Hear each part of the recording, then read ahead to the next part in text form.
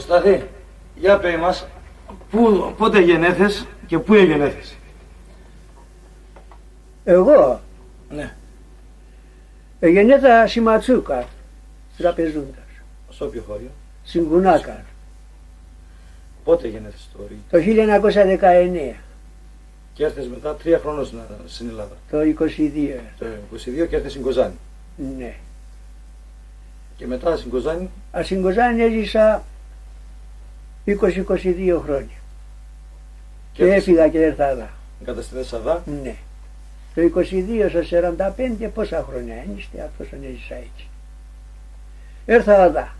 Αδά, για πες μας, με τη θεία την Αθηνά πότε παντρεύτες? Μετά την παντρεύτα το 41 στο χωρίο στην Κοζάνη, Σαλονάκια. Αλλά ήρθα εδώ και ξέφυγα από τους Πόντιους. Γιατί καλά είσαι, γιατί. Ξέφυγα τελείως από τους Πόντιους. Τώρα τελευταία γνώρισα μερικούς και πήγα παρέα και τα μόδα και τραωδώ και συνεχίζω και παφτάω και ένα ποντιακό μου χαπέτ.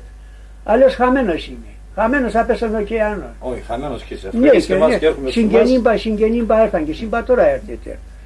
Τώρα γνώρισα. Για πες με για τα παιδιά, πόσα παιδιά πήγες? 3 κόρες.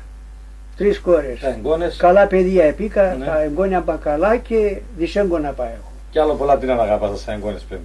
Ασα εγγόνια. Ναι. Αυτός που είναι στο νιάμα. Το Στάθιο. Ναι. Εσάς Λίνα το ξέρεις.